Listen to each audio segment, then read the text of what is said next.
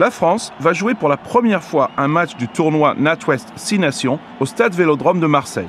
Et une rencontre vitale pour les deux équipes latines à la recherche de leur premier succès dans cette édition. Le coach, Jacques Brunel, a effectué 5 changements dans le 15 de départ et sanctionné 8 joueurs pour des problèmes extrasportifs après la défaite en Écosse il y a 2 semaines. La France, tout en blanc, allait démarrer pied au plancher pour inscrire son premier essai dès la 5e minute.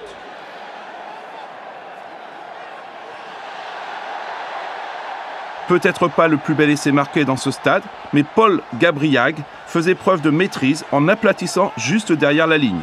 C'est son premier essai avec les Bleus pour sa 5e sélection.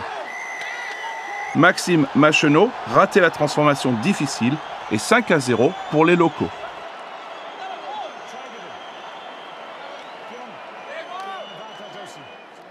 Mais cette avance allait être de courte durée. Les Italiens allaient en effet répliquer avec un ballon porté à la 10e minute. Le Moll progressait bien, la France reculait et l'essai semblait flagrant.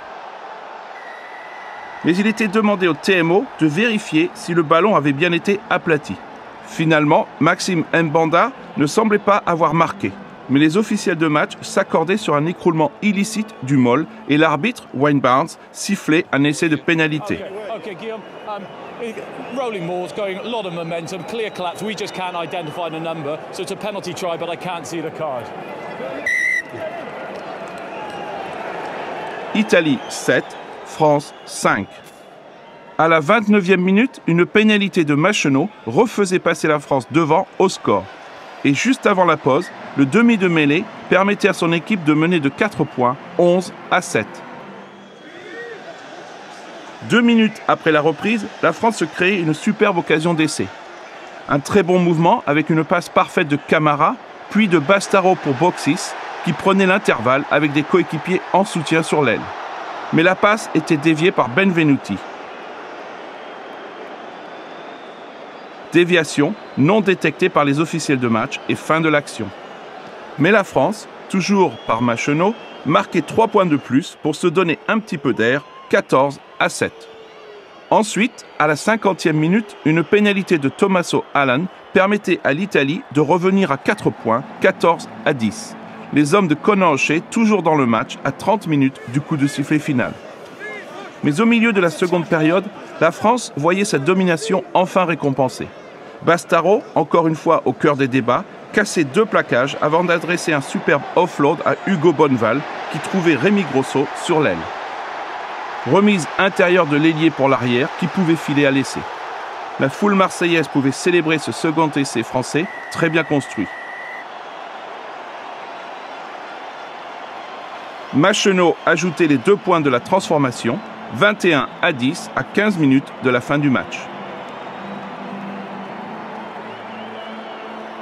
Le 9 français rajoutait ensuite 2 pénalités pour prendre le large au score 27-10. Et à la 73e minute, la France pliait définitivement le match de très belle manière. Marco Tolègne, à l'origine de l'essai avec une superbe percée dans la défense italienne, passait à Grosso. L'action rebondissait sur Tolègne, toujours disponible, mais arrêté près de la ligne d'essai.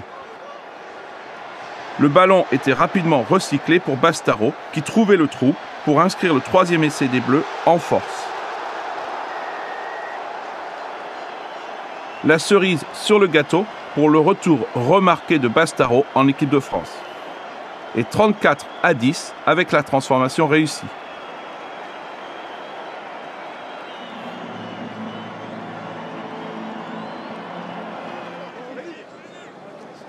Mais comme lors des matchs précédents, les Italiens continuaient d'envoyer du jeu et d'attaquer.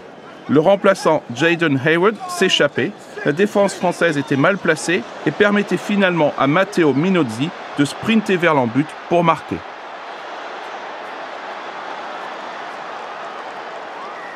Un bel essai italien grâce à la fraîcheur de Hayward, mais aussi au sens de la relance de Minozzi. Transformation de Carlo Canna et 34-17 au tableau d'affichage. Et malgré une dernière action dangereuse des Bleus sur la ligne italienne qui débouchait sur le carton jaune pour Luca Bigi, la France ne parvenait pas à inscrire ce 4e essai, synonyme de bonus offensif.